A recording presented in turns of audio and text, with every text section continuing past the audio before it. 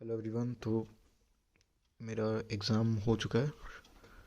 24 shift 2 को मेरा exam था।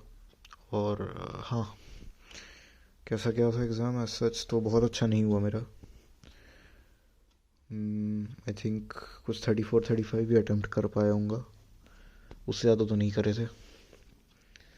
और क्या प्रॉब्लम हुई एग्ज़ाम में? तो that was the main problem that I face in the exam was मैंने टाइम मिसमैनेज कर दिया। बिकॉज केमिस्ट्री में बहुत टाइम लग गया, फिज़िक्स में भी काफ़ी टाइम लग गया, मैथ्स के लिए टाइम बचा ही नहीं। और मेरी मैथ्स उतनी अच्छी भी थी नहीं, बट मुझे भी वो डुएबल लग रही थी मैथ्स देख के। तो हाँ, अब बहुत लोग बोल रहे हैं टफ पेपर है। टफ नहीं था, लेंदी था। 24 shift 2 was not tough, 24 shift 2 was लेंदी। सवाल करने लायक थे, बट समय लगा के करने वाले थे। समय उन पर लग रहा था। फिज़िक्स में ठीक है, फिज़िक्स में बहुत मुश्किल नहीं थी फिज़िक्स, मतलब फिर भी टफ़र देन आई एक्सपेक्टेड। मैं एक जे मैंने 2024 के बहुत सारे पेपर्स प्रैक्टिस करके गया था। तो मैं एक लेवल की फ़िज़िक्स से यूज़ टू हूँ। उससे थोड़ा ऊपर ही आया था, 2024 से ऊपर आया था। और अगर हम बात करें कि क्या बोलते हैं, अगर हम बात करें केमिस्ट्री की, तो केमिस्ट्री वॉज ऑल्सो मतलब टफ लगी मुझे। केमिस्ट्री टफ लगी। Physics was not tough, it was moderate, may be a little bit calculative.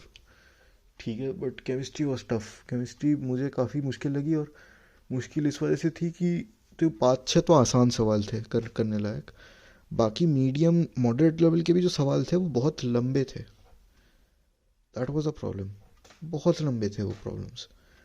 Otherwise अगर हम बात करें मैथ्स की, तो मैंने मैथ्स का पूरा सेक्शन कर भी नहीं, देख भी नहीं पाया मैं क्या है उसमें।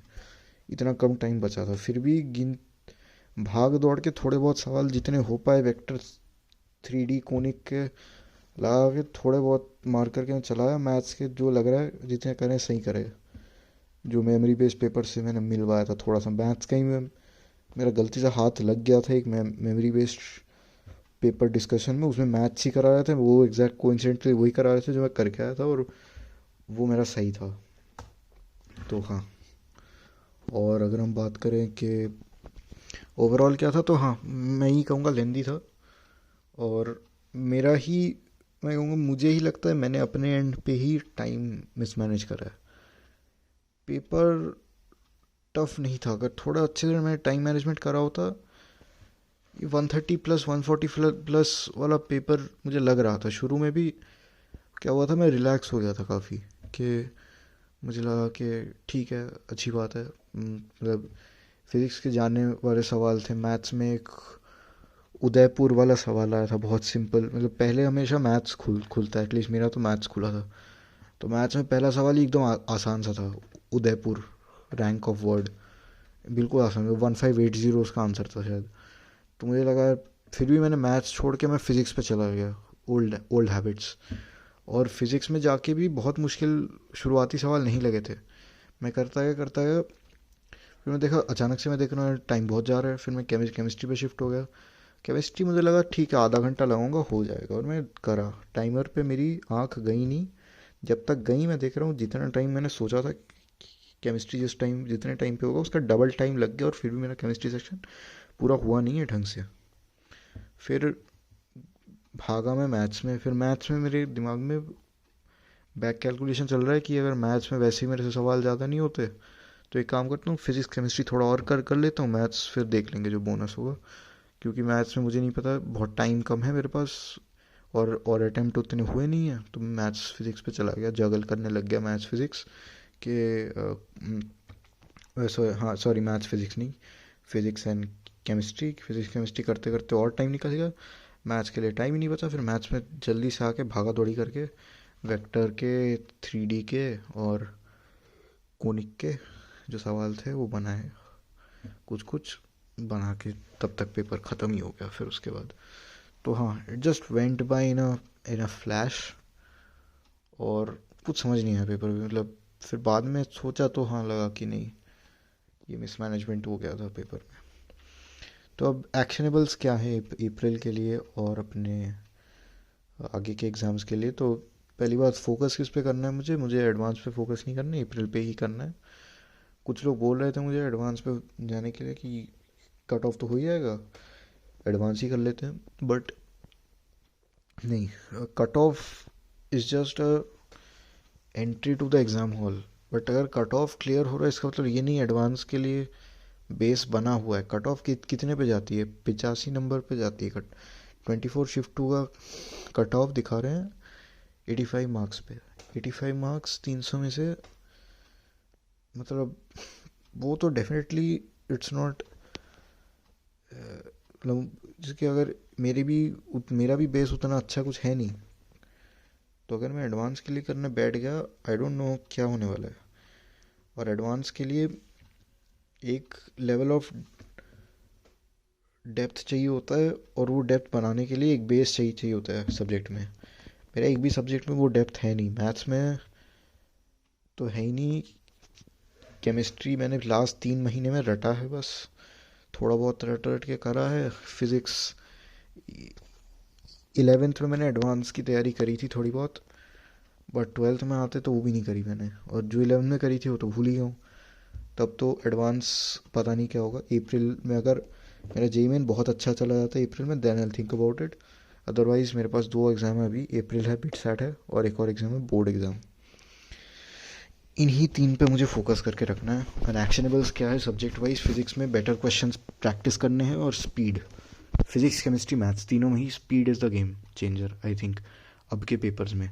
और जो मॉक टेस्ट भी मैं दे रहा हूँ उनको मुझे अब थोड़े से लेंदी पेपर्स लगाने पड़ेंगे। प्रीवियस ईयर पेपर लगाने से आई डोंट थिंक कुछ बहुत बड़ा उखाड़ पाऊँगा मैं।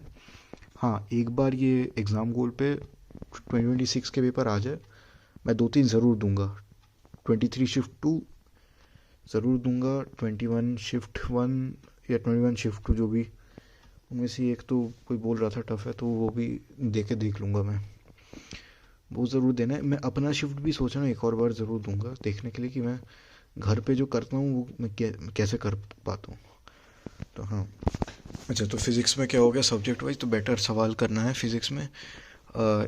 PYQ मस्ट डू वाली किताब है, उसको पूरी करनी है। रिवीजन बहुत इंपॉर्टेंट हो रहा है फिज़िक्स में। मैं बहुत चैप्टर्स करे थे, एग्ज़ाम आते आते भूल गया था, वो करना नहीं है मुझे। एड्यूनीति से जितने सवाल मिले, श्योर शॉर्ट RBS जो है करने पड़ेंगे। टॉप PYQs का I don't think so, because must to की PYQ बुक है, वो वहाँ से 40-50 सवाल कर लिए, वो भी बहुत है। बाकी तो हाँ, देखूंगा जितना हो पाए। बट हाँ, ये श्योर शॉर्ट RBS टाइप के भी सवाल अब आने लगे हैं, वो भी करना पड़ेगा। और केमिस्ट्री में to be honest I am clueless. Chemistry में मैं 2024 टाइप का एक प्रैक्टिस करके गया था, वो आया नहीं, और अब मुझे पता भी नहीं केमिस्ट्री में रिसोर्स कौन सा होता है। So the best I can hope for is पूरा सिलेबस करना, NCERT कंठस्थ करना, और मतलब एक सेफ साइड पे रहेंगे। अगर NCERT बहुत अच्छी है अपनी, तो एक सेफ साइड पे रहें कि अगर आसान आ गया तो हम कर लेंगे, अगर मॉडरेट भी आ गया तो कर लेंगे। हाँ, अगर टफ आ गया, वो केमिस्ट्री सबके लिए टफ होगी। And I really don't think आजकल जो पेड कोर्सेज चल रहे हैं, कोई भी कोर्स चल रहा है, कोई बैच चल रहा है, वो उस लेवल की केमिस्ट्री को हैंडल करने लायक कंटेंट देती है इस टाइम पे, खास करके जो शॉर्ट टर्म कोर्सेज है। हाँ, ईयर लॉन्ग बैचेस वो अलग बात है, बट अब मैं ईयर लॉन्ग बैच से तो कुछ कर नहीं सकता। जो क्रैश कोर्स वगैरह बहुत लोग बोल रहे थे, जो मैंने crash course I don't think मैं ले रहा हूँ। मेरे पास जनवरी के लिए जो थोड़े बहुत रिसोर्स थे वही मैं अच्छे से दोबारा से करने हैं मुझे, वही है। और मैथ्स में क्या करना है मुझे? मैथ्स में मुझे करना है, चैप्टर्स का कवरेज अच्छा होना चाहिए। मुझे लगता है 13 से 15 चैप्टर मुझे अच्छे करके जाने हैं। आज मैं मैट्रिक्स डिटर्मिनेंट्स किया हूँ, थोड़े सवाल भी किए आज, कल और सवाल करूँगा, चैप्टर ख़त्म करूँगा। फिर और चैप्टर पकड़ने। PNC मेरी अच्छी थी, 11th में ढंग से पढ़ा था, रिवाइज नहीं करा। तो PNC जो ऑलरेडी एक अच्छा बेस है मेरा, वो मुझे अच्छा वो मैं अच्छे रिवाइज कर लूँगा, उसके सवाल कर लूँगा, तो वो मेरा ढंग से हो जाएगा तैयार। और भी ऐसे चैप्टर्स है छोटे छोटे, और भी कई चैप्टर्स है, जैसे इंटीग्रेशन इंडेफिनिट मैंने करा था 12th में, इंटीग्रेशन हम बहुत टाइम तक छोड़ देते हैं तो भूल जाते हैं। मैंने जुलाई के बाद इंटीग्रेशन करा नहीं, बट रिसेंटली मैं देख रहा हूँ ठीक है मेरी इंटीग्रेशन में चीज़ें पता है मुझे, थोड़ा सा रिवाइज कर लूँ, वापस से आइडियाज़ देख लूँ, हो जाएंगे। Definite integration, area under curve, doable chapter, differential equations, doable chapter, इस चैप्टर्स के सवाल मुझे करने हैं। डिफरेंशियल इक्वेशंस के सवाल एंड में आते आते कुछ मॉक टेस्ट में मेरे से बन भी जाते थे। एरिया अंडर कर्व के सवाल, डिफरेंशियल इक्वेशंस के सवाल, कई कैलकुलस के सवाल बन भी जाते थे बिना पढ़े, तो बिना उन चैप्टर्स को एक्चुअली पढ़े, खासकर एप्लीकेशन ऑफ डेरिवेटिव्स। तो उन चैप्टर्स जो मैंने आइडेंटिफाई कर भी रखे हैं अपने लिए, उनको मुझे स्ट्रेंथन करना है any in any way possible for me. तो हाँ वो है। और बाकी अब क्या प्लान है, कल मेरा केमिस्ट्री प्रैक्टिकल है तो वो पढ़ना है। बाकी अभी अप्रैल का ही ग्राइंड है, बीच में बोर्ड्स आएंगे। बोर्ड्स में यार ज़्यादा मुझे कुछ करना है नहीं, 75 लाने हैं मुझे, 75% का क्राइटेरिया है। आई एम वेरी कॉन्फिडेंट अगर मैं 3 दिन लगाता हूँ, जैसे मैं स्कूल एग्ज़ाम देता हूँ। स्कूल एग्ज़ाम में प्री बोर्ड के लिए मैं नहीं पढ़ा हूँ, दैट्स ट्रू। हाफ ईयरली के लिए मैंने पढ़ाई करी थी और हाफ ईयरली में मेरे मतलब अच्छे मार्क्स आए थे हाफ ईयरली स्कूल में। तो अगर स्कूल में जितने आएंगे बोर्ड में तो उससे ज़्यादा ही आते हैं यूजुअली। तो अगर मैं जिस तरह से हाफ ईयरली में पढ़ा था उस तरह से भी मैं पढ़ के चला गया स्कूल में, तो I will do decently well in boards I feel. मतलब 95 तो क्रॉस होने वाला था, 95 क्रॉस होने वाला थिंग है, बट देन अगर 95 से कुछ होने वाला नहीं है तो बहुत ज़्यादा पढ़ के भी बोर्ड का कोई ऐसा फ़ायदा होने वाला भी नहीं है। कोई कॉलेज 99% भी ले आया बोर्ड में, कौन सा कॉलेज मिल रहा है सच। तो हाँ वो भी चीज़ है। Okay, so thank you for watching. कोई अगर 24th शिफ्ट 2 का है वो ज़रूर बताना कि उनका क्या review of the paper, and if my perspective on the paper is correct और नॉट, और if you differ then please explain why. और आपको क्या लगा होगा कि क्या चीज़ मैंने मिस आउट करी है पेपर में, कोई एलिमेंट। और अगर कोई दूसरे शिफ्ट का है तो वो भी अपने शिफ्ट के बारे में ज़रूर बताएं, उसके हिसाब से मैं डिसाइड करूँगा कि उनका शिफ्ट मतलब कि कौन से शिफ्ट्स मुझे एज मॉक्स देने चाहिए। सो हाँ, thank you very much for watching.